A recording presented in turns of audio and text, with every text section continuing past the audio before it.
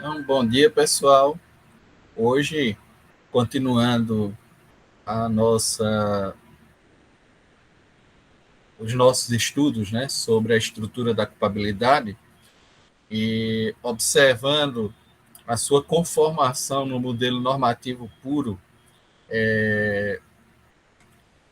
criado, né, a partir da distribuição dos elementos, né, feita pelo finalismo, nós tratamos no modelo normativo puro da culpabilidade dos três elementos que a compõem: a imputabilidade, a consciência da ilicitude, ou a possibilidade de consciência da ilicitude, e a inexigibilidade de conduta diversa ou exigibilidade de conduta conforme o direito. Aí vai depender da doutrina que vocês sigam, né, dos manuais que vocês utilizem para a, o último, né, desses elementos conformadores da noção de culpabilidade.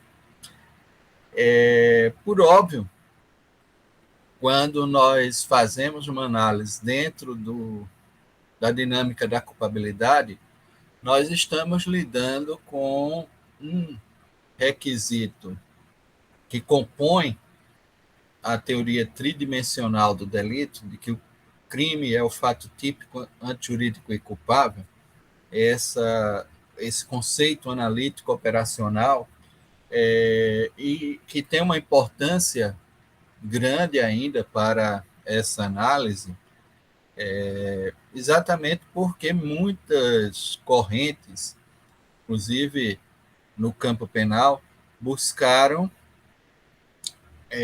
produzir algum tipo de intervenção em termos de controle social, algum tipo de medida fundamentada, por exemplo, na periculosidade ou na perigosidade, deixando à margem a ideia da culpabilidade, seja por desconsiderarem o potencial de autonomia dos sujeitos, que era o que ocorria com o positivismo italiano, né, corrente lá da escola positiva italiana, que criou a possibilidade de que as intervenções se fundassem em, em medidas indeterminadas, essa perspectiva de medidas indeterminadas, e tendo por base de análise uma periculosidade através da análise de causas, ou seja, uma análise, um fundamento em periculosidade, observando possíveis causas aptas, né, a produzir o crime. E isso, obviamente, criava uma série de transtornos na forma clássica do direito penal, que tem a ver com a perspectiva de produção da responsabilidade, a análise de um sujeito responsável perante a comunidade e os valores postos por essa comunidade, apto a fazer uma escolha, que era isso que era negado, ou seja, se buscava negar na fórmula clássica a ideia na forma da escola positiva, a ideia do livre-arbítrio, dizer que isso não existia, que éramos produto de uma determinação, ou seja, aquilo que nós produzimos, aquilo que geramos, é produto de algo que está determinado e que nós não temos uma escolha propriamente sobre a matéria. Uma crítica feita por Gabriel Tarde dizia que, conforme a escola positiva, todos eram culpáveis, ou seja, todos os demais eram culpáveis, menos os criminosos. Os criminosos ficavam sujeitos a medidas de caráter indeterminado, fundado muitas vezes na periculosidade, porque o crime era produto dessas várias causas, mas não da ação humana, não da escolha feita, né, por uma pessoa no tocante à sua ação, à produção de um determinado resultado. Então, quando eu falo em culpabilidade, eu resgato essa ideia da responsabilidade individual do sujeito que faz parte de uma comunidade, perante os valores dessa comunidade, ele tem uma atuação responsável, ele realmente poder ser chamado a responder e, portanto, lhe ser imposta uma pena dentro dessa questão. Por óbvio, a questão relacionada à pena, ou a própria definição da culpabilidade, no texto clássico do Tobias Barreto, né, o professor Luciano Nascimento sempre gosta de fazer menção, Menores e Loucos, ele traz essa ideia de que a fundamentação é política. Portanto, muitas vezes a gente faz uma discussão tremenda com relação à pena e aos fundamentos da pena, mas, no fundo, é uma escolha política de reprimir determinadas condutas e reprimir quando praticadas por determinados sujeitos, né? Então, é uma escolha que é feita. Aí eu escolho, por exemplo, não reprimir, conforme aquela pena, os menores de 18 anos. É uma escolha político-criminal, é uma escolha também de natureza política, essa definição de quem poderá ou não ser culpável, né? Dentro dessa perspectiva de quem é ou não reprovável conforme a conduta, né, que praticou. De qualquer forma, nós temos elementos normativos conformadores dessa culpabilidade que orientam o magistrado no momento da análise da reprovação do ato praticado por um determinado autor. Portanto, a reprovação do autor aí na hora em que pratica esse ato. Então, é essa questão fundamental. Essa censurabilidade do autor do ato, que é produzida a partir de elementos normativos que permitem ao magistrado, ao juiz, reprovar esse autor, emitir um juízo de censurabilidade. Essa autocensura, ela inexiste. As pessoas atuam, né, muitas vezes, de maneira a produzirem, digamos assim, uma ação sem necessariamente estarem nesse juízo de autocensura. Algumas vezes isso não está presente no momento da atuação. Ainda assim, é possível administrar a pena através da ideia da culpabilidade, exatamente por conta desses elementos normativos que nós dotamos a culpabilidade para que o magistrado possa reprovar o autor do fato. É como diz Welzel, num dos seus tratados, né? Ele coloca que a culpabilidade está na cabeça do juiz, a culpabilidade pertence ao magistrado. Essa censurabilidade não é algo que pertence ao réu, né? Então, essa perspectiva de que a intenção com a qual se produz a conduta é do réu, mas o julgamento acerca da matéria, acerca dessa intenção e acerca da ação produzida pelo autor, pertence ao magistrado, pertence ao juiz, e aí ele precisa de uma categoria com esses elementos que lhe vão permitir averiguar a reprovabilidade do autor. É por isso que esses elementos estão aí dispostos para permitirem ao juízo a reprovação do autor do fato.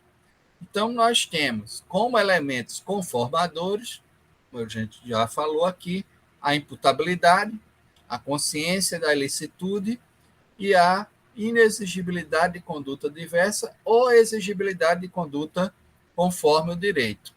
Esses elementos conformadores do juízo de culpabilidade, eles estão, como eu sempre falo a vocês, tudo que a gente diz aqui, apesar de ter esse plano propedêutico, esse plano teórico que nos faz divagar sobre esses conceitos, encontra uma correlação na norma disposta na parte geral do Código.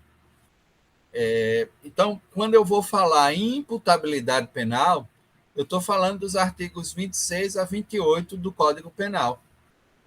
Eu sempre vou me referir a elementos que estejam aqui positivados como referência para essa análise normativa exposta, né, desses elementos que estão aí tratando da culpabilidade, conformando o conceito normativo puro de culpabilidade. Então, o artigo 26 do Código Penal coloca o seguinte: é isento de pena o agente que, por doença mental ou desenvolvimento mental incompleto ou retardado, era, ao tempo da ação ou da omissão, inteiramente incapaz de entender o caráter lícito do fato ou de determinar-se de acordo com esse entendimento. Então, no caput do artigo 26 do Código Penal, eu tenho o primeiro elemento a tratar aqui da imputabilidade. Óbvio, para que eu reconheça a imputabilidade, como é um conceito bastante amplo, eu tenho que me servir do conceito menor, que é da inimputabilidade. Então, reconhecendo quem são os inimputáveis, eu dimensiono que todos os demais são imputáveis. A questão clara é essa, ou seja, reconhecendo o inimputável, todos os demais são imputáveis. Se eu tenho a classificação da inimputabilidade dada aqui pelo artigo 26, eu alcanço o conceito de imputabilidade pelo conceito que lhe é oposto, né? Pelo conceito da inimputabilidade. Então, quando eu declaro que são inimputáveis e, portanto, são isentos de pena, não poderão receber pena, ainda que o ato que tenham praticado seja um injusto. Obviamente, está dentro da perspectiva de que já ultrapassamos aqui a análise de adequação típica, a tipicidade, a análise de que não existe nenhuma causa conformadora dessa tipicidade, aqui analisando a tipicidade penal como a ratio cognoscendi, foi o que vocês, em Direito Penal 1, estudaram, né? Essa perspectiva de que é o tipo e a tipicidade, o elemento, na realidade, a tipicidade, que é a adequação da conduta, é a qualidade da conduta que se adequa ao tipo penal.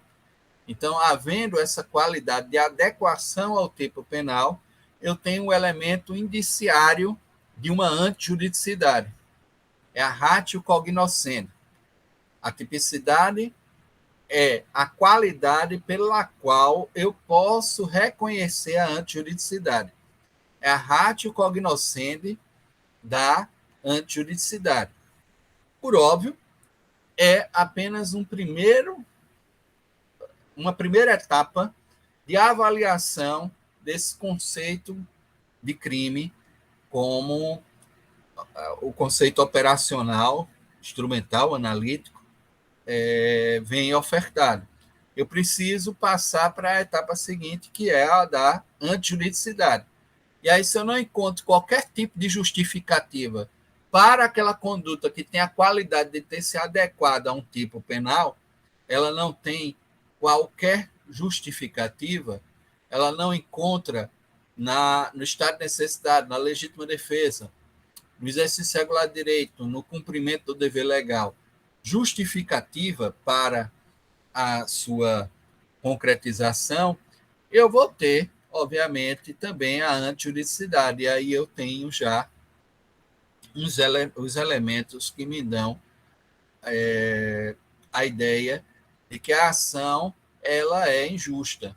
Ela não encontra uma conformação dentro do ordenamento jurídico. A ação que, além de típica, de ter essa qualidade, de ter se adequado a um tipo, não tem qualquer tipo de justificativa plausível e também dentro daquelas elencadas aqui como causas de justificação, ela vai, obviamente, gerar a possibilidade de reprovar o autor do fato por aquilo que ele praticou. E uma das consequências, e a consequência obtida por essa reprovação, é a pena. Por isso que nós falamos de que é isento de pena. Nesse caso, o autor não receberá a pena, que é a consequência jurídica de ter praticado de maneira culpável um fato típico e antijurídico. Né? Então, essa é a consequência que se atribui ao autor de um fato típico e antijurídico, a pena. E se você isenta a pena por estarem presentes essas categorias da doença mental, do desenvolvimento mental incompleto ou retardado, nós teremos claramente aqui a inimputabilidade. E, portanto, não há possibilidade de gerar um juízo de reprovação desse autor. Até aí, fácil a gente compreender como tudo isso funciona no caso concreto. A questão que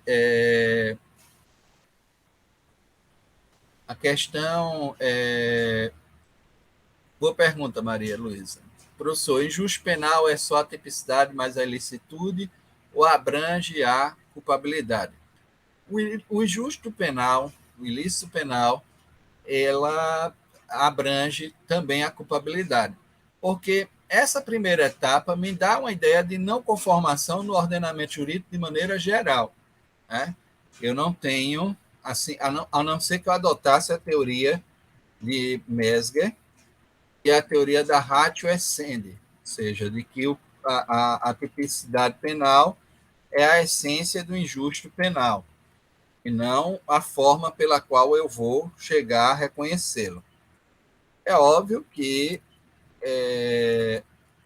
são duas teorias que estão opostas. Vou colocar aqui para ficar mais fácil vocês. E tem a teoria de Welsel, de que com relação à tipicidade, né? Estou falando aqui as teorias com relação à tipicidade.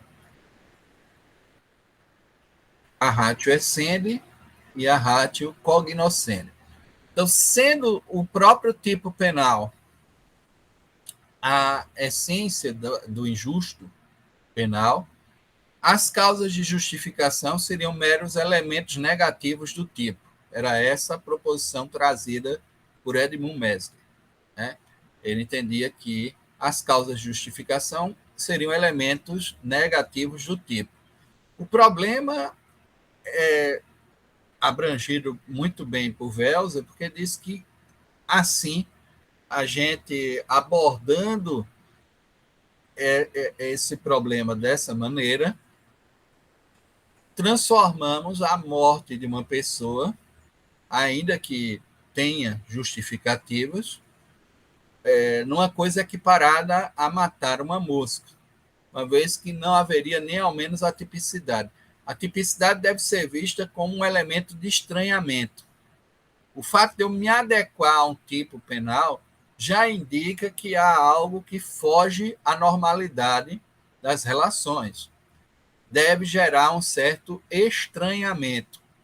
Há indício de que exista uma antijuridicidade. E aí eu vou necessitar de que o ordenamento jurídico autorize aquela relação, aquela situação estranha, que não é normal em princípio.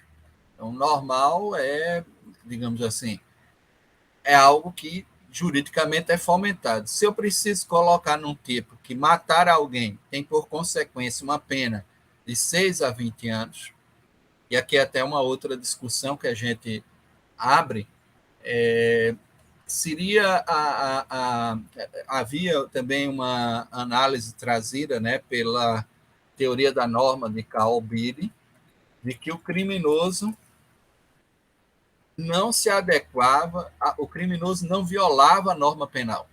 Ele, pelo contrário, se adequaria a norma penal. E essa perspectiva de que, na realidade, o direito penal era um mero direito sancionador de ilicitudes que estavam em outros ramos do direito, administrativo, civil,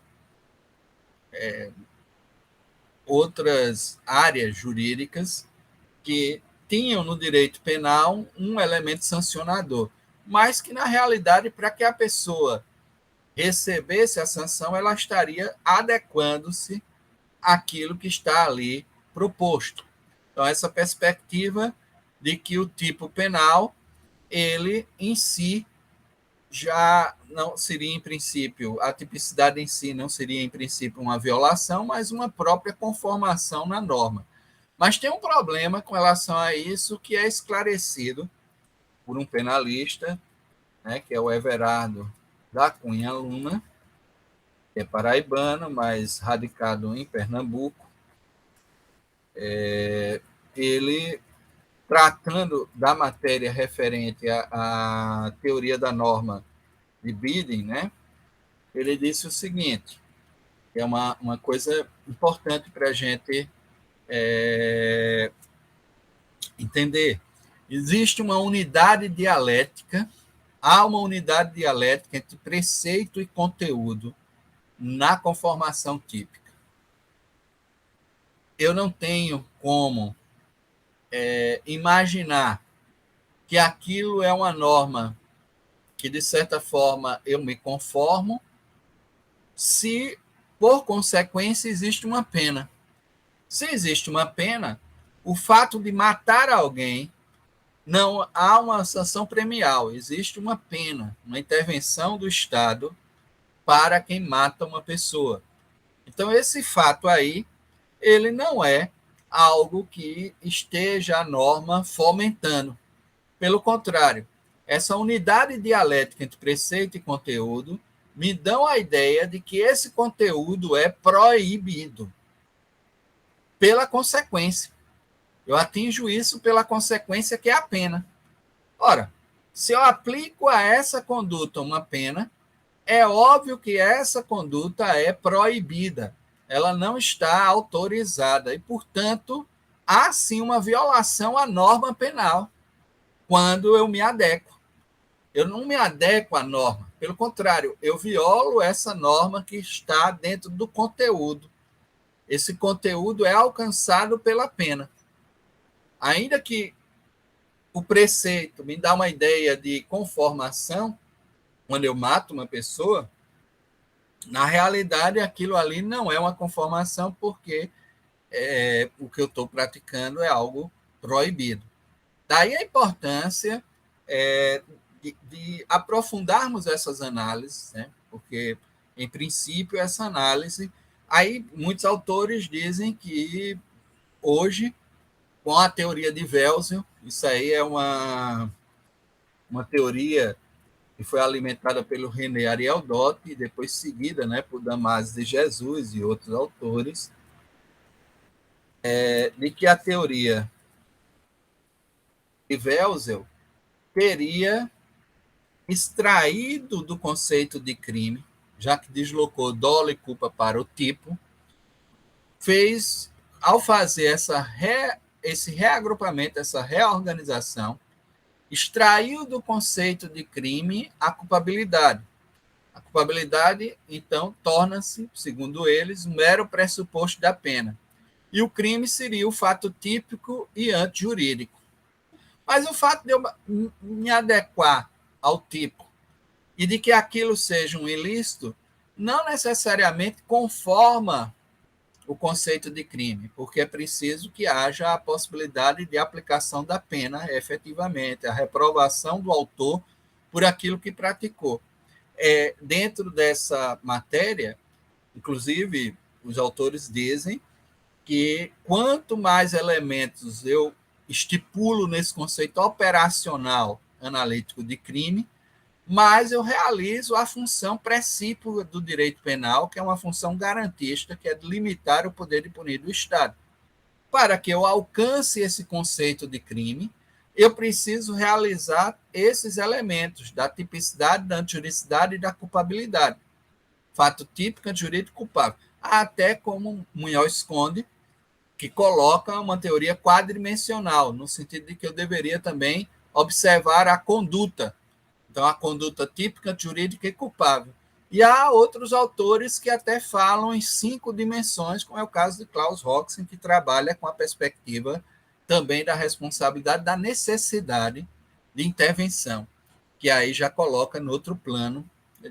Posteriormente, quando a gente for analisar as teorias referentes à pena, ainda que muitas críticas hoje surjam contra elas, né, porque dizem que é desnecessário isso, eu acho sempre bom, em termos filosóficos, a gente tratar da matéria e entender as razões pelas quais nós tentamos justificar a pena. Tentamos, porque, no fundo, eu também concordo com o Luciano Nascimento, com o Tobias Barreto, de que isso aí perde sentido porque é uma escolha política. Mas, ao menos, o homem tenta justificar, criar elementos racionais para impor penas, né?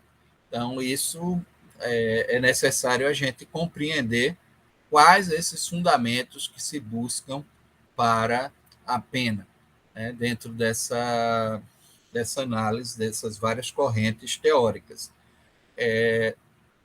Dentro do conceito operacional de crime, é inafastável esse conceito da culpabilidade. Porque ainda que eu tenha esse injusto, inclusive quando eu trabalho com a ideia da ratio cognoscente, foi por isso que eu coloquei lá, de que a tipicidade é elemento indiciário da antijuridicidade, mas não se confunde com a própria antijuridicidade, é apenas a ratio cognoscente, a forma pela qual eu reconheço a antijuridicidade, mas ela não é a própria antijuridicidade penal, como se houvesse uma antijuridicidade penal específica. Esse elemento conformador do injusto é geral, porque é óbvio que aquilo que é pena justo o é civilmente e administrativamente, essa perspectiva de um injusto geral. E nessa construção, eu só vou encontrar o conceito de crime se houver culpabilidade. Ah, professor, e o que os adolescentes fazem? Adolescente também não pode matar, e mata, né? E aquilo que ele pratica, que a gente, de qualquer maneira, impõe uma medida socioeducativa, vamos supor, numa apuração de ato infracional, uma medida socioeducativa é imposta ao adolescente. Aquilo já não é em si um ilícito, né, penal. Bom, só vamos entender isso como ilícito criminal se nós estipularmos todas as consequências do ilícito criminal. Uma delas é a pena. Outra consequência que a gente vai analisar muito em Direito Penal 2 é a reincidência.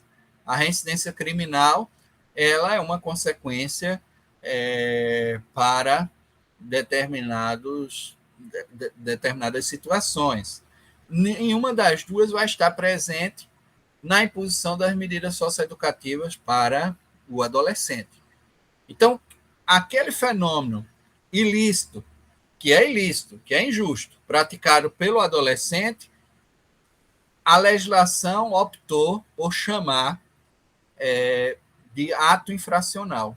Essa perspectiva de que o conceito que eu lido com as infrações, com os desvios, assemelhados aos crimes praticados pelos adolescentes, é de ato infracional, não de crime. Eu não chamo aquilo de crime. Crime eu só posso chamar aquele ato que eu puder estabelecer como consequência jurídica a imposição da pena. Né? O fato de reconhecer que existam outros injustos e que esses injustos tenham sido praticados, o fato de distribuir esses riscos e de nomear com precisão esses fenômenos, não me permite, por exemplo, precisar como crime aquilo que é praticado na adolescência. Aquilo ali é ato infracional. Crime só pode ser aquilo que eu puder gerar esse juízo de reprovação do autor. Portanto, eu tenho a culpabilidade como um elemento necessário do conceito operacional de crime. é fato típico, antijurídico e culpável. Nem o próprio Welsel, que é o autor da teoria finalista, afastou esse conceito tridimensional. Então, é estranho o que tem ocorrido aqui no Brasil, e me parece só no Brasil, onde criou-se essa teoria bidimensional, de que o crime é fato típico antijurídico e que culpabilidade é pressuposto da pena, já que eu, estranhamente, né, dentro dessas circunstâncias, e até há uma avaliação, né, de que, em alguns casos, se você não impõe também a ideia da culpabilidade, corre-se o risco de uma responsabilidade penal objetiva. E nós sabemos que ela é vedada constitucionalmente, porque ninguém será considerado culpado, e aí já vem a perspectiva da subjetividade, da responsabilidade, antes do trânsito em julgado de sentença penal condenatória. Então, a culpa tem que ser provada por formas lícitas. Também existe uma outros elementos que vão indicar como se processa essa cognição com relação à culpa. Então, a culpabilidade é, sim, um elemento importante e que conceitua o crime. Não é? Então, eu não tenho como escapar dessa análise. Dizer também que culpabilidade é pressuposto da pena, como diz César Alberto Bittencourt, é dizer nada, porque todos os outros elementos também são pressupostos da pena, tipo a tipicidade. Se não existe essa qualidade típica da conduta, eu não posso, ao final, impor a pena. Então, a tipicidade é pressuposto da pena.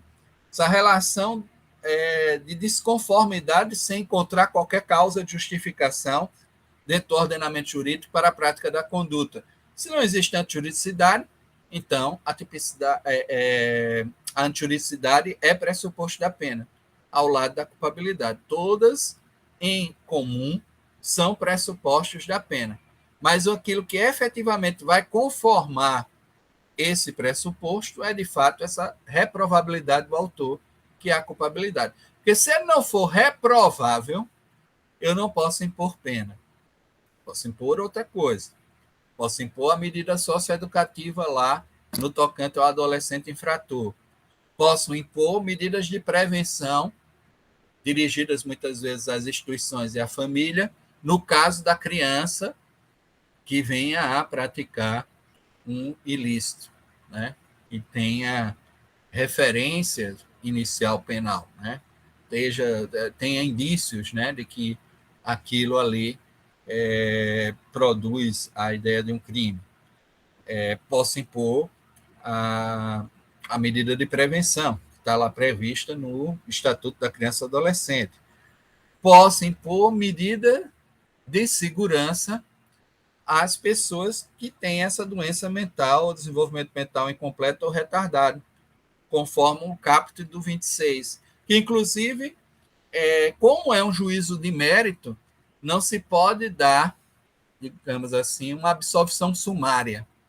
Não se trata de absolvição sumária, uma absolvição de imediato por estarmos, né, dentro.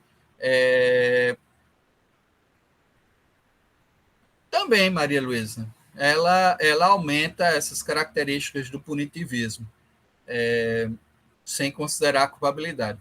Correto. Ela tem essa natureza, né? Por isso ela deve ser rechaçada dentro de uma perspectiva garantista. Mas ela digamos assim, minoritária mesmo no contexto brasileiro. Talvez é porque são autores como Damásio e outros, né, que têm uma certa projeção em termos editoriais, né, e que são bons, né, ninguém vai negar que são autores que têm também uma contribuição válida, uma contribuição importante nas reflexões do campo penal, mas eles não são uma maioria. A maioria, mesmo no Brasil, trabalha com a teoria tridimensional. Aqui eu citaria em números, né? Cláudio Brandão, Miguel Reale Júnior, Luiz Regis Prado, César Roberto Bittencourt, Salo de Carvalho. Ou seja, eu posso aqui passar amanhã citando autores brasileiros que trabalham dentro da ideia de que o crime é o fato típico, jurídico e culpável. Ou seja, dentro dessa questão operacional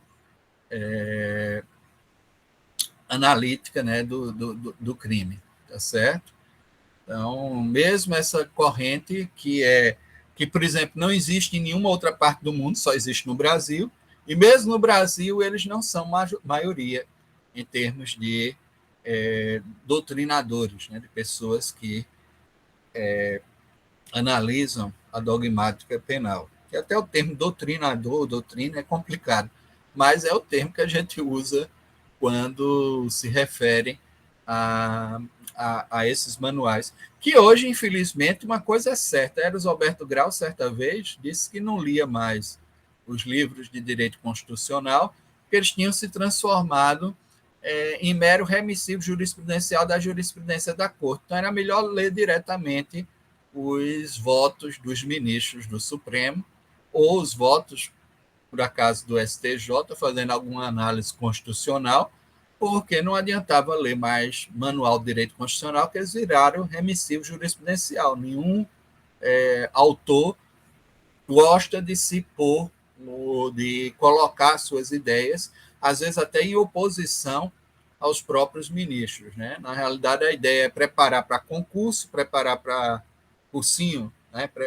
Vender, sobretudo em cursinho preparatório. Então, não existe mais doutrina, né? Nesse sentido de que as pessoas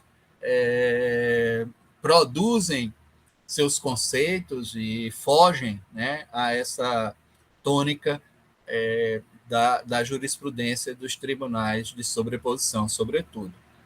Às vezes até é interessante quando tem um remissivo mais local, como é o caso do Guilherme Souza Nutti, que não deixa de ser um remissivo jurisprudencial. Eu também acho que ele não consegue produzir um pensamento autônomo, mas é bom porque ele pelo menos se dedica a fazer uma apresentação da jurisprudência do Tribunal de Justiça de São Paulo.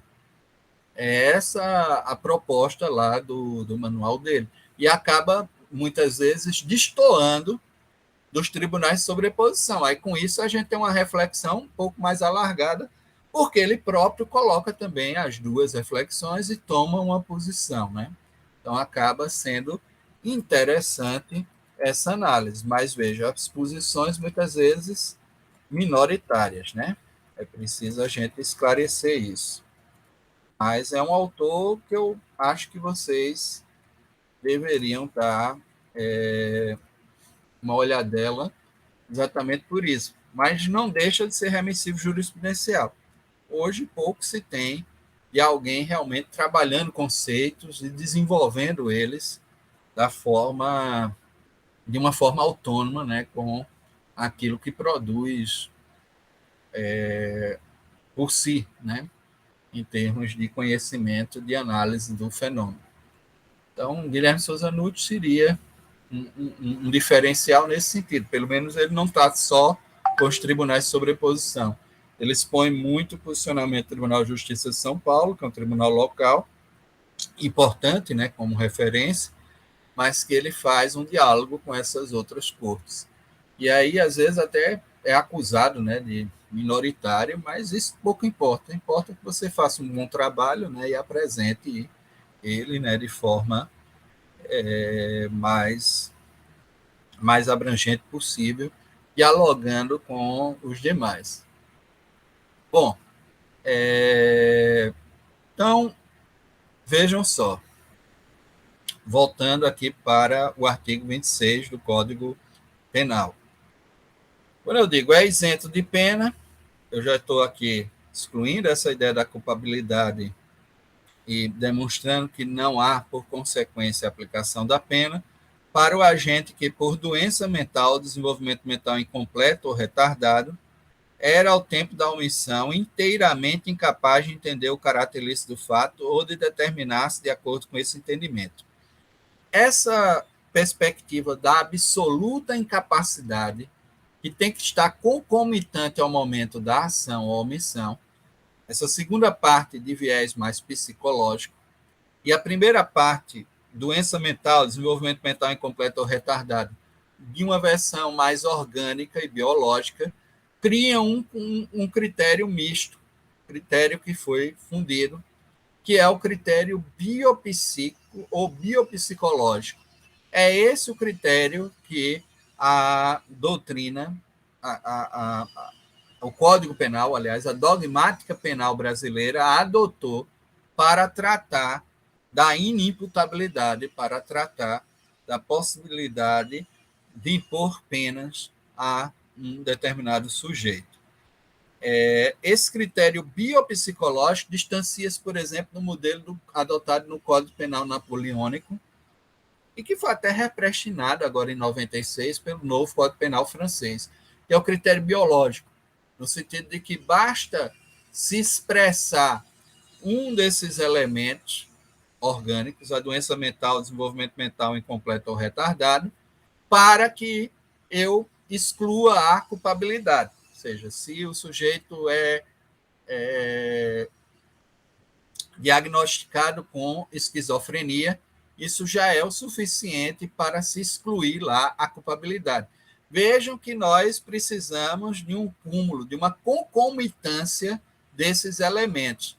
Esses elementos, no caso brasileiro, não estão isolados. Eles precisam estar presentes de maneira orgânica, mas interferir no momento da ação ou omissão. Vejam que é uma teoria cumulativa, no sentido de que eles se acumulam todos juntos no momento da ação ou omissão, interferir na autonomia do sujeito, na capacidade mental de entender aquilo que está sendo praticado e de se autocontrolar, de se autodeterminar diante desse fato.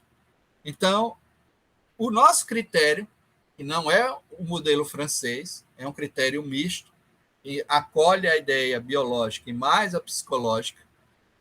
Nós não temos só uma análise da causa, da etiologia da falta dessa autodeterminação, que viria, em tese, de uma doença mental, desenvolvimento mental incompleto ou retardado, mas também dos efeitos que dizem respeito a ser inteiramente incapaz de entender o caráter ilícito do fato ou de determinar-se de acordo com esse entendimento.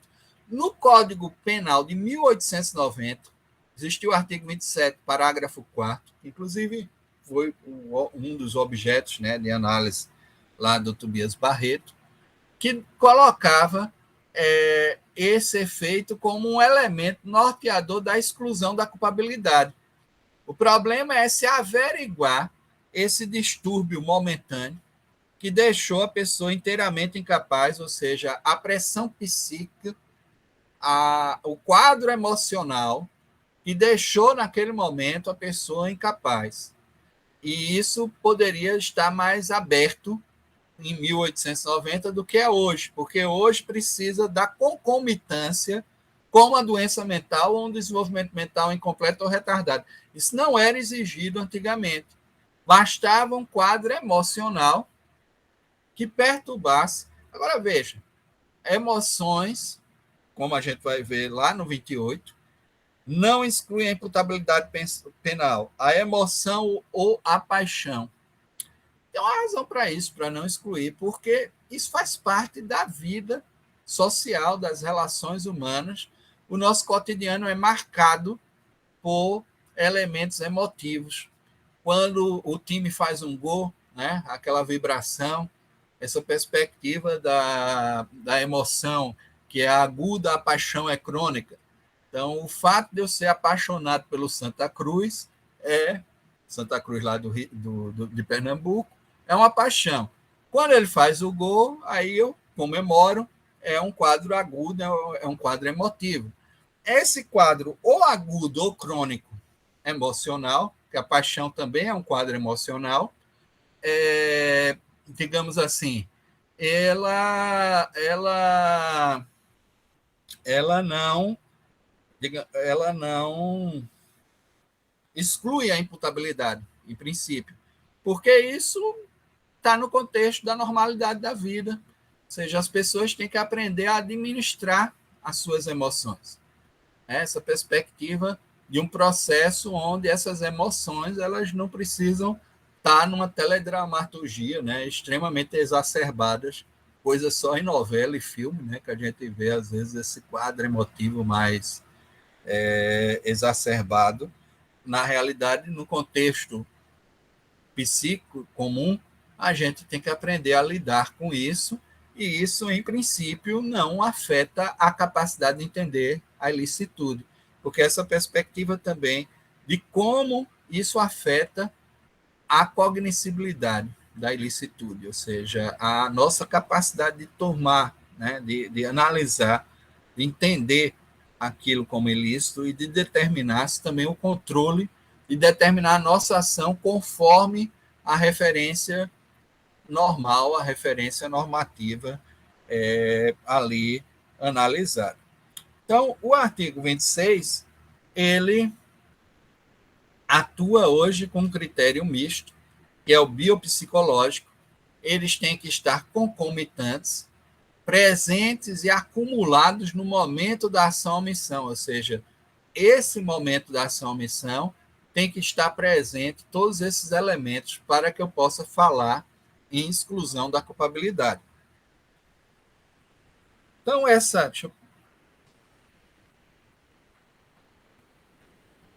essa análise que eu trago aqui, e que é muito importante que vocês percebam, quando a gente fala que é isento de pena o agente que, por doença mental, desenvolvimento mental incompleto ou retardado, aqui a gente vai analisar algumas situações. A doença mental é realmente uma patologia de ordem mental, como a paranoia, a esquizofrenia, a maníaco-depressão, né? São várias as patologias que alterem essa capacidade de entender no momento da ação, ou seja, que o sujeito esteja, no momento da ação, afetado por ela, sem capacidade de entender o caráter ilícito do fato ou determinar-se conforme esse entendimento. Então, até agora, tudo ok. Nós estamos compreendendo que, dentro dessas patologias, né, catalogadas e classificadas pela psiquiatria, né, que afetem essa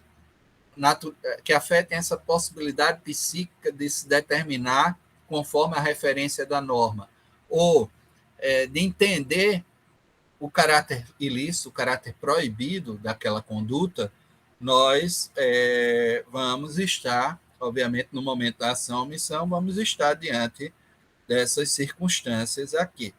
O problema se impõe com a ideia do desenvolvimento mental incompleto, que muitas vezes é sugerido na questão dos silvícolas, né? Se diz que, antigamente, inclusive, se colocava o surdo-mudo e o silvícola dentro de uma dimensão de não criminosos. E era uma presunção iure et de iure imposta, né? No Código Penal de 1890 estava lá presente. Hoje, não mais. Ou seja, em princípio, não há essa presunção e há a ideia de que houve um desenvolvimento mental incompleto. Eu, particularmente, discordo no tocante ao silvícola, sobretudo, e explico. Não há aí um desenvolvimento mental incompleto. Existe uma outra cultura, que é uma cultura onde a pessoa se forma, né? Principalmente essas comunidades indígenas isoladas. Elas se formam dentro desse nicho da comunidade, né? Dentro desse acolhimento, desse cotidiano de uma comunidade diversa. E o que pode existir aí é um confronto de norma, e aí você poderia estar diante, claramente, do erro de proibição. O Brasil imenso, mesmo hoje na Amazônia, né? Até recentemente eu estava assistindo um documentário do Neto e Gil, que fizeram um percurso lá na Bolívia, num rio que era muito bonito. Parecia até um rio europeu, né? Porque tinha aquelas águas bem cristalinas, né? Descendo lá. E aí eles estavam tentando chegar a um ponto que ninguém tinha chegado ainda, que era a nascente desse rio, né? E a um dado momento tiveram que recuar, porque eles estavam numa canoa menor e tinha um povo lá isolado que lançou flechas, né, sobre o pessoal e entrou em contato, e que eles sabem, eles têm conhecimento dessa tribo, mas é uma tribo que ainda não teve contato, né, com os agrupamentos indo-europeus e mesmo outras tribos indígenas que já estão aculturadas. Então, isso demonstra que ainda existe em nosso território, por exemplo, essas tribos isoladas que antigamente nós chamávamos de silvícolas, né? Essas pessoas que se comportam de maneira selvagem, essa perspectiva de uma comunidade primitiva, né? Isso está dentro da nossa realidade. Mas, na realidade, eu não posso falar que há, por parte deles, um desenvolvimento mental incompleto. As referências intelectivas necessárias para a existência deles está dentro da comunidade em que eles vivem.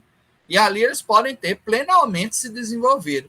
O que existe é um choque de cultura, um choque de ideias, que pode representar, no nosso contexto, o erro de proibição. Ainda que eu tenha uma presunção, por exemplo, de que a norma se aplica a todos os habitantes do território nacional. Mas esses habitantes que vivam num contexto isolado, eles podem encontrar aqui, né, alguma dificuldade de adaptação que a gente resolve pelo artigo 21 do Código Penal, com mais eficiência do que você tratar. Agora, óbvio, se é uma pessoa comum e, de repente, por um acidente, vamos supor que um acidente aéreo ocorra lá na Amazônia e uma criança de 5, 6 anos sobreviva e vive isolada, não vai ser o Mowgli, porque não é o menino lobo, né? Estou aqui colocando, ele vai viver, sei lá, uma onça adote ele. Não sei se a onça adotaria, né? Faria outra coisa, mas tudo bem. Vai que a onça adota o menino, né? Esse menino realmente vai ter um desenvolvimento mental incompleto, porque é necessária uma comunicação, a linguagem, a importância que a linguagem tem para o nosso desenvolvimento pleno. Inclusive, tem aquela experiência que é relatada por Vygotsky, né, do Ptolomeu, que tentou comprovar que a linguagem, a língua copta, era a primeira língua, seria a língua natural, essa perspectiva da busca da língua natural, da língua mãe, daquela que indicou, né, a possibilidade da gente se comunicar, que criou os códigos de comunicação. Então, sempre foram em busca disso, né? Principalmente os linguistas, eles têm uma discussão grande acerca disso. E Ptolomeu foi um soberano egípcio, né, que resolveu fazer uma experiência e colocou isoladas 30 crianças, né, com eunucos que tratavam elas, alimentando, mas que tiveram as línguas cortadas, que era para não se comunicarem com as crianças, de maneira que elas, em tese, explodisse essa língua original pelo convívio entre elas próprias. E o que deu foi que a maior parte dessas crianças, ou elas por inteiro, ficaram um tanto enlouquecidas, né? A descrição que se tem é que elas emitiam sons gruturais, eram bastante selvagens, arredias, e não conseguiam se comunicar, né, minimamente com o restante dos sábios lá do Ptolomeu, que colocou para se observar. Obviamente, isso seria uma pesquisa hoje extremamente vedada, né? Não há conformação ética, né, para a gente desenvolver esse tipo de pesquisa, né? Atenta, obviamente, com os valores éticos, e isso só foi possível porque é uma análise histórica. E ele acabou matando as crianças, né? Ou seja, mandou matar todas as crianças porque elas não se adaptaram. Aí, nesse caso, o isolamento provocou nelas um desenvolvimento mental incompleto. Elas não puderam atingir plenamente as suas capacidades intelectuais porque foram impedidas de se comunicar, de se socializar. É aí onde o Vygotsky comenta que o interacionismo, até para a criação dos símbolos, o interacionismo a partir da linguagem é fundamental, que a gente não vai produzir uma língua de maneira natural, que a língua é produzida pela interação social, pela possibilidade da gente se comunicar com os demais, tá certo? Então, aí há efetivamente um desenvolvimento mental incompleto presente nessa análise, né, de uma pessoa isolada. Com relação aos surdos mudos, também eu faria o mesmo comentário que eu fiz aqui com o Silvícola.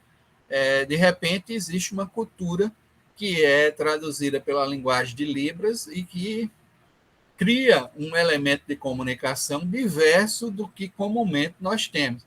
O que pode existir aí é um choque dessas culturas com a nossa cultura. Mas essa pessoa pode plenamente se desenvolver desde que ela continue interagindo socialmente e se comunicando. Então, não é propriamente um desenvolvimento mental incompleto, em virtude, muitas vezes, desse tipo de isolamento. E o desenvolvimento mental retardado diz respeito a alguma falha orgânica que não permitam pleno desenvolvimento mental. É as chamadas oligofrenias. As oligofrenias. Hoje, assim denominadas, exatamente por conta do respeito que se deve ter às pessoas, né? Porque antigamente elas eram classificadas como idiotias, né? Aí tinha a idiotia leve, que era a debilidade mental, não débil mental, a severa, que era o próprio idiota, e a moderada, que era o imbecil. Então, tem a classificação do débil mental, do imbecil e do idiota. Hoje, essa perspectiva foi rechaçada exatamente por conta da ideia de inclusão que nós devemos ter com quaisquer pessoas. Então, não há mais como se classificar esse desenvolvimento mental retardado dentro desse tipo de classificação que é pejorativo e, portanto, deve ser rechaçado. E aí existem as oligofrenias, pouco, frenos espíritos, pessoas de pouco espírito. Então, as oligofrenias estão classificadas em oligofrenia leve, oligofrenia leve, oligofrenia. Estava até procurando aqui o manual do professor Genival Veloso Borges, que faz essa classificação, né? Eu gosto bastante desse manual. Aí até a Maria vai gostar também, porque na oligofrenia moderada, a foto é de um torcedor lá do esporte, né? Mas é só por uma coincidência. Bom, então as oligofrenias leve, moderada e severa, que são assim classificadas, vão indicar um estágio de desenvolvimento mental em que a pessoa pode alcançar, né? Então, um oligofrênico leve, ele pode alcançar aí uma idade mental equivalente a uma criança de 12 anos. Essa perspectiva do desenvolvimento intelectual da pessoa, né? Um oligofrênico moderado, ele fica entre 8 a 12. E um oligofrênico severo, até os 5 anos. Né? Então, é a forma mais grave, ele não passa da idade mental de uma pessoa de 5 anos. Então, essas pessoas vão ser sempre tutoradas, né? Mas isso não nos permite divagar sobre práticas eugênicas. Hoje, o princípio da dignidade da pessoa humana, da inclusão, de lembrar sempre que essas pessoas fazem parte dessa diversidade que compõe o nosso universo. Inclusive, tem um filme muito bonito, eu não sei se é com o Champagne, onde ele tem uma oligofrenia moderada e ele consegue, ao final, a manutenção da guarda da filha, porque a mãe morreu, ele tinha esse problema e queriam tirar a guarda da filha dele, mas não conseguiram, porque isso se demonstrou, é isso que eu quero falar para vocês, a presença da oligofrenia, ela não exclui por inteiro a capacidade das pessoas atuarem, né, no mundo social, civilmente. Óbvio que elas precisam de uma assistência, tem deles, inclusive, que desenvolvem uma capacidade artística grande, né, de pintura, de escultura com gesso, etc. Fazem coisas que, por exemplo, eu não consigo. São coisas fantásticas também que conseguem se desenvolver com essas pessoas. elas, inclusive, são muito mais vulneráveis, mais vítimas do que propriamente autoras de crimes, porque elas se tornam vítimas, né, desse preconceito e de uma série de, de outras ações, né?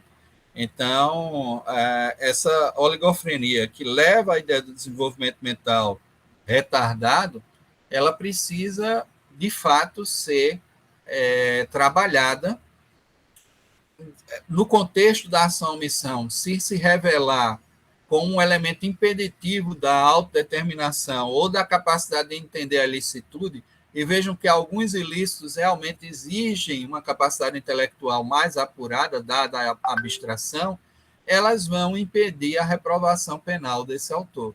Essa pessoa não vai. Eu até assisti recentemente também, foi um filme muito bonito, turco, de um sujeito, não sei se vocês assistiram, né? Que ele tinha uma oligofrenia, mas ele era uma pessoa muito pura de coração e a mãe ajudava ele a cuidar da filha também. Ele ficou viúvo e ele tem uma filha menor. E aí ele acaba acusado de um crime, era um crime grave, e querem condená-lo à morte, né? E foi uma coisa muito bonita. A história se passa toda numa prisão turca, né? Onde eles entraram, eles tentaram explicar o Milagre da Cela 7, exatamente, Thaís. É lindo esse filme, né? É um filme que vale a pena, que trata exatamente de uma situação de oligofrenia. É um filme fantástico, né? Não quero nem lembrar que eu choro também. Né? Ele mostra essa ideia de que você... e aí as pessoas terminam e vê como os próprios presos eles percebem que, na realidade, ele não compreendeu e ele não, primeiro ele não tinha praticado, e mesmo se ele tivesse praticado, era uma coisa que ele não compreendia, não tinha noção, né? E aí a filha conseguem transferir ela, parece, para a Grécia, né? E ele leva ela para... não vou contar o filme, não, senão vocês não assistem, desculpa. Mas é muito bonito, né? Vale a pena ver. E é um caso exatamente desses aqui, de uma oligofrenia leve, né? É um Milagre da Cela 7. Foi bom ter lembrado, eu até tinha esquecido o nome, né? Mas é um filme muito bonito. Bom, então, nesse caso, é isento de pena o agente que, por doença mental ou desenvolvimento mental incompleto ou retardado, era, ao tempo da ação ou omissão, inteiramente incapaz de entender o caráter ilícito do fato ou de determinar-se conforme esse entendimento. Então, já tratamos aqui das patologias mentais, do desenvolvimento mental incompleto, do desenvolvimento mental retardado, e a ideia de que ele torne isso... só haverá inimputabilidade, conforme o artigo 26, né, havendo uma inteira incapacidade de entender o caráter ilícito do fato ou de determinar-se conforme esse entendimento. É preciso, muitas vezes, fazer o exame de insanidade mental, que é um incidente. Aquilo que eu falei, não pode haver aqui uma absolvição sumária, porque isso é um juízo de mérito que vai levar, em alguns casos, a chamada absolvição imprópria. O que é uma absolvição imprópria? Você absolve, deixa de aplicar a pena, mas aplica a medida de segurança com outro fundamento, o fundamento da periculosidade do agente, a periculosidade. Ou seja, ele não tem a pena imposta, mas tem a medida de segurança, que é uma sanção indeterminada. Hoje há vários questionamentos, inclusive, que a gente vai fazer mais adiante quando tratarmos da medida de segurança, mas o que vocês devem, em princípio, perceber é que não deixa de ser uma consequência jurídica penal. E aí, aquela perspectiva de que as sanções penais são de duas naturezas, as penas e as medidas de segurança. As penas aplicáveis aos imputáveis e as medidas de segurança aplicáveis aos inimputáveis.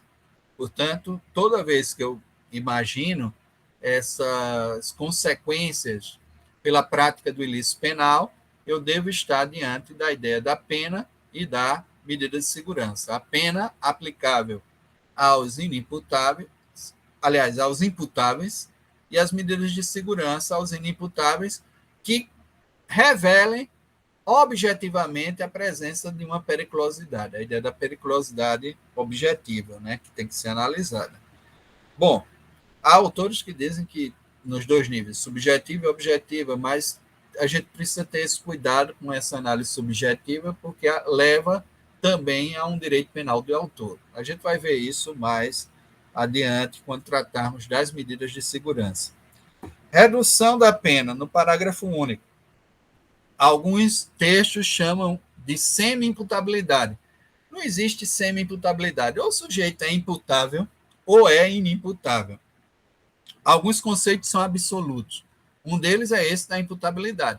Ou você é imputável e, portanto, poderá receber a pena, ou é inimputável, está catalogado no 26 e 27 como inimputável. E, portanto, não poderá receber a pena. Então, não existe essa ideia da semi-imputabilidade. É um conceito absoluto da imputabilidade. É a mesma coisa de honestidade, né? Ou você é honesto, ou você não é honesto. Não existe assim, fulano é meio honesto. Não. Então, é meio imputável também não existe. Ou você é imputável, ou você é inimputável. Tá certo? Parágrafo único.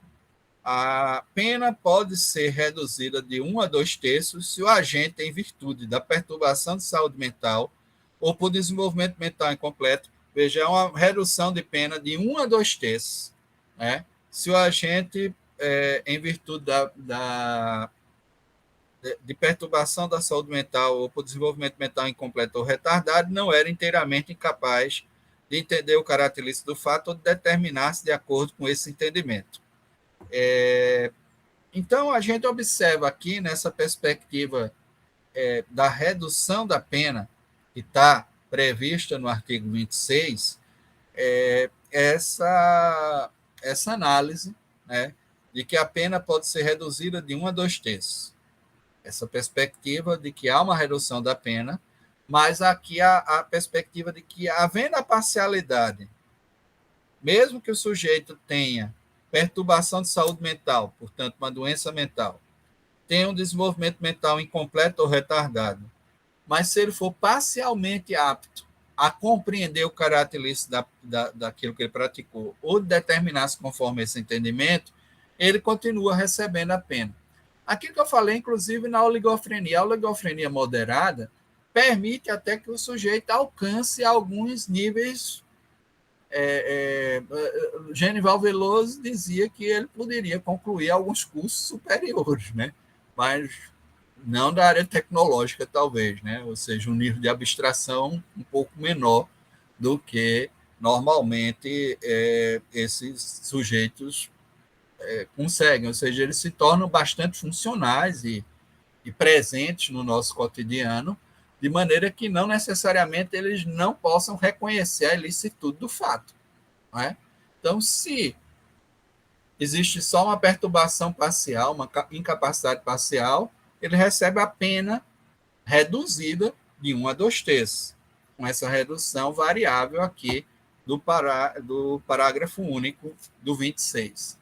Então, no caput, eu tenho o inimputável, e no parágrafo único do 26, eu tenho uma causa de culpabilidade diminuída, uma causa de diminuição da culpabilidade, ou uma culpabilidade diminuída, uma reprovação penal atenuada por força do que determina o legislador para essa situação de relativa incapacidade de entender o caráter ilícito do fato. Quando há uma absoluta incapacidade de entender o caráter ilícito do fato, eu falo em inimputabilidade. Quando eu tenho uma relativa incapacidade de entender o caráter ilícito do fato, reunido, obviamente, às demais causas, sempre quando eu falo isso, eu não estou falando só do nível psíquico, porque o critério é biopsicológico. Eu já estou passando adiante ao efeito dessa doença mental, desse desenvolvimento mental incompleto ou retardado, que é a capacidade ou não de entender o caráter ilícito do fato, é uma consequência dessa perturbação anterior, Mas eu estou passando isso direto, né, fazendo essa ligação aí imediata, refletindo que estão presentes naquele momento todos esses outros elementos. O elemento da doença mental, do desenvolvimento mental incompleto ou retardado, perturbando essa capacidade de entender o caráter ilícito do fato ou não. Então, essa incapacidade sendo absoluta, inimputabilidade. Essa incapacidade sendo relativa, eu tenho a culpabilidade diminuída. Eu não falo mais em semi-imputável, porque não existe semi-imputável. O sujeito é imputável ou é inimputável. Dentro dessas circunstâncias, o sujeito que está nessa análise do parágrafo único é imputável, tá certo? Ele é imputável, só receberá uma pena com uma redução. A pena será reduzida. É um fator de diminuição de culpabilidade. Trata-se de uma culpabilidade diminuída, conforme o que determina o parágrafo único do 26. Bom, dentro ainda do tema relacionado à imputabilidade penal, nós temos o artigo 27 tratando do seguinte: os menores de 18 anos são penalmente inimputáveis, ficando sujeitos às normas estabelecidas na legislação especial. Qual a legislação especial que trata da possibilidade de controle de intervenção aos atos ilícitos praticados na menoridade? É o Estatuto da Criança e do Adolescente, é o ECA, a Lei 8.069 de 1990. Então, ali existe tanto o procedimento para, no tocante ao adolescente, apurar o ato infracional, como no tocante à criança, se propor as medidas de precaução, de prevenção, direcionadas às famílias, às escolas e às demais instituições que trabalhem com crianças, dentro dessa perspectiva de proteção integral que é trazida pelo Estatuto da Criança e do Adolescente. Então, os menores de 18 anos são penalmente inimputáveis, ficando sujeitos às normas estabelecidas na legislação especial. Há uma discussão sobre a redução da maioridade penal. Essa discussão é desenvolvida, primeiro, a nível de constitucionalidade ou inconstitucionalidade da redução. Se seria o artigo 228 da Constituição uma cláusula pétrea por efeito daquilo que determina o 60, parágrafo 4º, inciso 4º da própria Constituição, de que os direitos e garantias individuais fundamentais expressos nessa Constituição, e veja que não estão apenas expressos no artigo 5º da Constituição, mas são decorrentes de normas, né? E o próprio artigo 5º não limita esses direitos ao que está declarado nele. Lá à frente, né, no parágrafo 1º, diz que não excluem os direitos declarados em tratados de direitos humanos de que o Brasil faça parte, ou de princípios e normas, né, que estejam dentro da própria Constituição. Então, o artigo 228, ao impor a idade penal, isso pelo Constituinte originário, criou um elemento de garantia, de limitação do poder de punir do Estado. Ao que me parece, é sim uma cláusula pétrea, dentro dessa classificação sistêmica que a gente estabeleça para uma cláusula pétrea. Portanto, ele não poderia ser objeto de emenda à Constituição, né? Então, é essa a primeira questão. Ainda que ele esteja fora do artigo 5º, isso não é uma fórmula de exclusão daquilo que está previsto no 60, parágrafo 4º, inciso 4, como vedação à emenda à Constituição, porque os direitos e garantias individuais não podem ser suprimidos, né? Eu posso até ampliar, mas não suprimir. E, portanto, eu deveria ter esse cuidado no tocante à própria análise da redução da maioridade penal.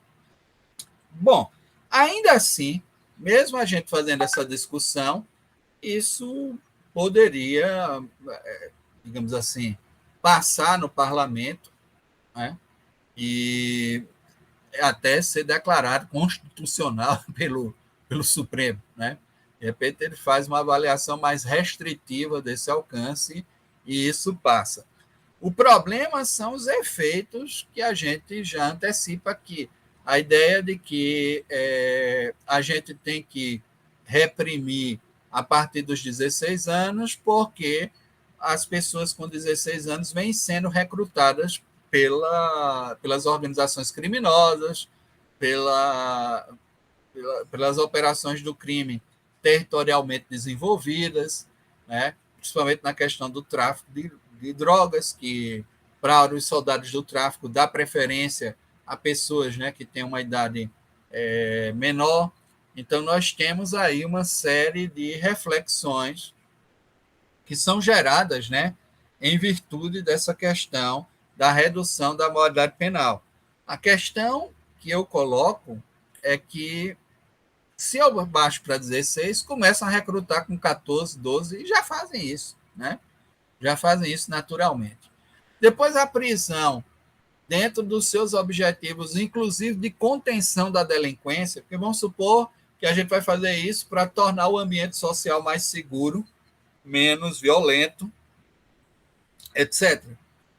Bom, aquilo que está nas prisões continua saindo e produzindo e reproduzindo a mesma delinquência e a mesma violência, quando não se controla lá de dentro, porque é um território muito mais favorável ao controle das organizações criminosas do que do Estado. O Estado pouco controla as prisões. Isso tem se revelado não só em São Paulo, por causa do PCC, mas em vários outros estados brasileiros. É muito claro isso aí.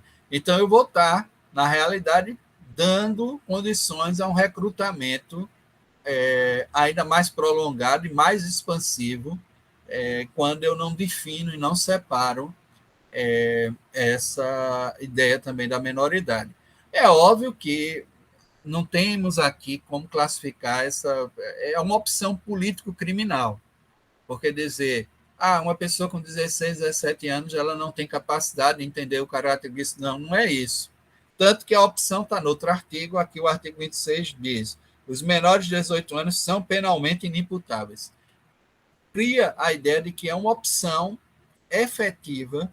É óbvio que, se as pessoas ainda reúnem aquelas condições de inimputabilidade do artigo 26, até o tratamento, que é uma outra falha do Estatuto da Criança e do Adolescente, que deveria dar um tratamento para as situações, talvez, de incapacidade real de compreender o caráter ilícito do fato.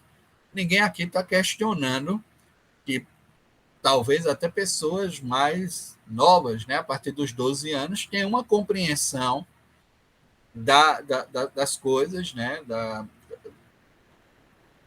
das normas, daquilo que é ilícito, grande. E, portanto, uma maturidade que lhe permitiria, em tese, uma reprovação penal. Mas essa opção político-criminal por retardar é exatamente conhecendo quais são os efeitos de começar essa intervenção muito cedo. Você vai prolongar, talvez, os efeitos da reprodução da delinquência, da falta de controle que já é comum com os adultos. Não é porque essas pessoas não tenham a capacidade de entender e não mereçam algum tipo de intervenção por parte do Estado. Também a ideia de que o Estado fica omisso e não dê uma proteção adequada às vítimas, ela deve ser rechaçada. É necessário que o Estado intervenha, existem as medidas socioeducativas. O que poderia ser feito nesse caso é se reformar o Estatuto da Criança e Adolescente para ampliar um pouco as medidas socioeducativas e permitir uma intervenção adequada, principalmente no tocante aos crimes violentos praticados por adolescentes. Que, quando se faz também uma análise nacional em termos estatísticos criminais, não chega a 4% dos crimes com violência praticados no nosso cotidiano. A grande maioria desses adolescentes ou são os fogueteiros, que é a turma que avisa a entrada da polícia, né, no território lá do tráfico, ou atuam como aviões, né, dentro do comércio do tráfico. Não tem uma atuação violenta como se faz presumir, como a gente imagina pela reprodução da mídia. É porque a mídia pega um ou outro fato isolado e transforma de maneira sensacionalista, né, numa coisa imensa. Né? Essa perspectiva da reprodução do fato de forma exacerbada, quando você tem casos, né, quando você vai estudar a fundo, né, isso em termos de pesquisas criminológicas, né, com estatísticos criminais, né, fazendo essa análise, você descobre que a responsabilização deles cairia aí para 4%, e dá para ser feito através de uma reforma do estatuto, prevendo talvez uma ampliação do tempo da medida socioeducativa de 3 anos para 10, sei lá, fazer como o Código Penal Juvenil alemão, que impôs uma pena um pouco mais prolongada, e nesse período intervém com a educação, intervém, né, com outros elementos aí, embora, na realidade, você só está mudando o setor da intervenção, mas, e eufemisticamente chamando isso de medida socioeducativa, quando efetivamente a internação é uma prisão. Ela funciona como uma prisão, ela tem as mesmas tônicas da prisão, pelo menos a única coisa que existe de diferente é que essas pessoas convivem com outros adolescentes, elas não estão, né, nesse índice de classificação, né, convivendo com adultos. Então, nesse aspecto, você tem um aspecto aí e um mínimo de proteção no tocante a essa convivência. Mas não deixa de funcionar igual a uma prisão, né? Ter os mesmos defeitos, os mesmos problemas. Por isso que é complexo aqui a gente falar. Eu falo muito mais de uma redução de danos do que na solução mesmo. Eu só estou dizendo que se temos que partir, não é uma coisa que eu, por exemplo, acredite propriamente que vai surtir também efeito. Mas se temos que partir para uma redução da maioridade penal, por que antes não pensar em uma reforma do Estatuto da Criança e Adolescente, tratando especificamente das medidas socioeducativas e buscar dotar essas instituições do mínimo de aparato, né, para que elas cumpram efetivamente essa função educativa proposta pelo Estatuto, através de uma proteção integral. Então, é óbvio que isso é um plano abstrato ideal, porque na prática vai funcionar como forma de controle, já que as categorias que muitas vezes são selecionadas são pobres, né, etc. A gente sabe como é que efetivamente vai funcionar. Mas, em termos discursivos, é melhor a gente tratar dessa matéria nesse formato do que incentivar a redução da maioridade penal, porque a redução da maioridade penal realmente traria mais problemas do que a discussão própria da reforma do Estatuto da Criança e Adolescente. Depois, o que é que o artigo 27 estabelece? Que tem conformidade com aquilo que está no 228 da Constituição da República Federativa do Brasil. Os menores de 18 anos são penalmente inimputáveis, ficando sujeitos às normas estabelecidas na legislação especial. Já vimos que a legislação especial é a Lei 8.069, de 1990, que é o Estatuto da Criança e Adolescente. A partir lá do artigo 104, vocês vão encontrar os elementos no tocante a essa imposição. Mas o critério do 27, diferente do que está estatuído no 26, é um critério meramente biológico. É um critério biológico, orgânico, que se refere à maturidade. Ou seja, essa perspectiva de que só a partir dos 18 anos de idade essa pessoa pode vir a se tornar imputável. Então, é o critério biocronológico que foi adotado como uma opção político-criminal para lidar com esse fenômeno da inimputabilidade, né, no tocante àquilo que determina aqui o Código Penal. Portanto, essas pessoas menores de 18 anos não irão responder pela prática criminal. Podem responder na apuração do ato infracional, caso sejam adolescentes. Qual é a diferença? Criança é a pessoa em desenvolvimento até os 12 anos de idade. Adolescente é dos 12 em diante. Então, até os 12 anos, em princípio, também não estaria nem sujeito à apuração do ato infracional, por conta daquilo que determina o Estatuto da Criança e Adolescente. Essa responsabilização em nível de ato infracional só começa a partir dos 12 anos. De certa maneira, a nossa legislação criou uma classificação por categorias, distribuindo bem essa possibilidade porque dizer também, é uma mentira, né? Você dizer não há nenhuma responsabilização, essas pessoas agem de maneira a não serem responsáveis. Não. Existe o procedimento de apuração de ato fracional a partir dos 12 anos. Então, há um elemento de controle social e de intervenção proposto pelo Estado a partir dos 12 anos de idade, e cujas consequências são muito semelhantes àquelas previstas no Código Penal, porque se no Código nós temos a prisão, no campo da apuração do ato infracional existe a possibilidade da internação, que em nada se diferencia, até em termos institucionais. Se você visitar lá o Centro de Integração, né, do Adolescente Infrator, né, o Centro de Educação do Adolescente Infrator, você vai ver que as condições, as estruturas são muito semelhantes a que nós observamos nas prisões. O antigo Bom Pastor aqui, que tem as adolescentes infratoras, as meninas, né? Elas ficam lá, você visitando ali, você vai encontrar a grades, vai encontrar uma estrutura muito semelhante a uma estrutura prisional, né? Então, não há, digamos assim, uma distinção nesse aspecto da internação. E isso já pode ser imposto a partir dos 12 anos de idade. Então, existe sim na nossa legislação elementos para conter, para lidar com as infrações, com aquilo que é praticado, né, a partir da adolescência. Agora, o que pode ser feito aí é uma reforma, como eu disse, do próprio Estatuto da Criança e Adolescente, para aqueles casos de crimes hediondos, de crimes que gerem um grau alto de violência, onde perturbe realmente esse cotidiano social e as pessoas se sintam, né, mais protegidas se houver esse tipo de intervenção.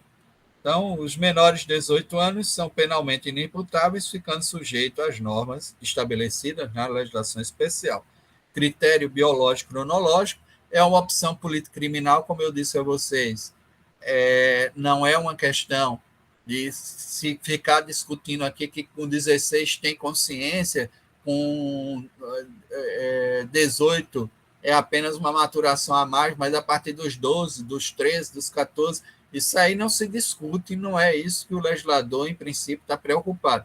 Ele está preocupado em retardar mesmo o início da intervenção penal, é quase como uma sugestão.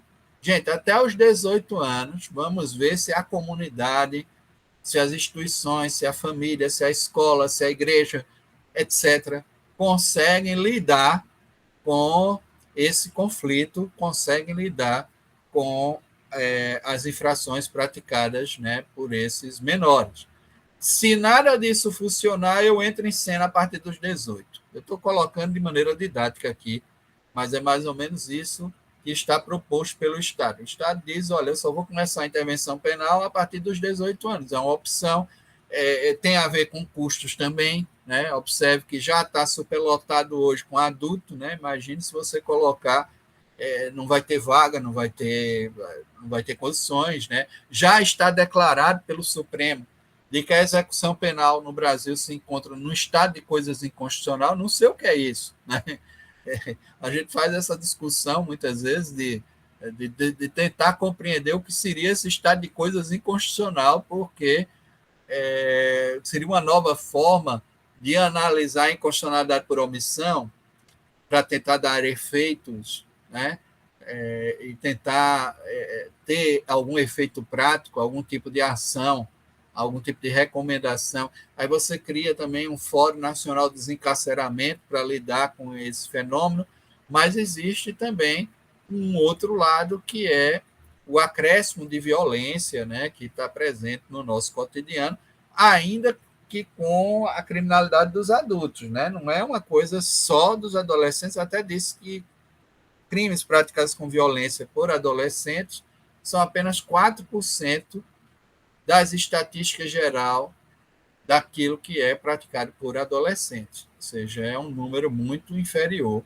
E, de repente, você pode até reproduzir essa delinquência violenta com esse contato sem classificação com adultos, né? Com pessoas que já têm, por exemplo, uma cooperação criminal mais aprofundada, né? Com grupos criminais e organizações criminosas, né? Onde eles atuem. Então, se você consegue reduzir esse recrutamento, é isso que faz o artigo 27. Tenta retardar esse início da intervenção estatal para dar oportunidades, as mais variadas, né, de intervenções que efetivem esse resgate, né, da sociabilidade, das condições de convivência dessa pessoa. Então, nós estamos diante desse elemento. Poderia estabelecer 16? Esse é o problema. A redução da maioridade penal, como está no artigo 228 hoje no Brasil, ao meu ver, não pode. Mas se estabelecer, também não me parece que vai alterar em nada a realidade. As prisões vão continuar superlotadas, com pouco controle público sobre elas, vão continuar produzindo violência, vão continuar se desdobrando na comunidade. Lembro sempre do salvo geral lá de 2006, né, decretado pelo PCC, que paralisou a maior cidade do país, São Paulo, né, durante quase uma semana. Né? Aliás, uma semana, né? Ficou paralisado tudo. Então, não é brincadeira, ou seja, você fortalecer esse tipo de vínculo, é melhor você lidar com o criminoso individual, né, dentro do que ele participando desse elemento coletivo aí, que está apto a produzir uma violência bem maior.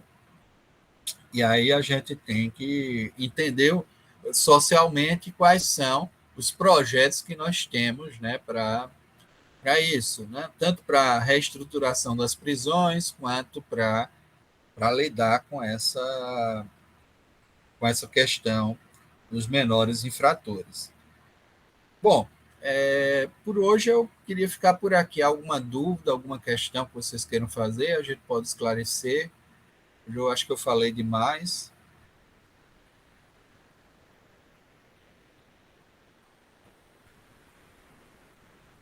Bárbara, está tudo bem? Eveline? Se vocês quiserem colocar tudo certo. Tudo certo, Natália. Pronto. Porque, de certa maneira, a gente até avançou bem, fluiu bem essa ideia do conteúdo. Né? Começamos também às 7, né, basicamente, dentro do horário, e evoluímos muito bem na questão do conteúdo. E aí deixamos para tratar das emoções e paixões amanhã, tá certo? Que é o artigo 28, que vai exigir um certo detalhamento, até na fórmula também da embriaguez, né? Porque é tanta fórmula de embriaguez que a gente fica embriagado, né? Sem nem tomar álcool, né? Porque o inciso 2 dá um desdobramento grande, né?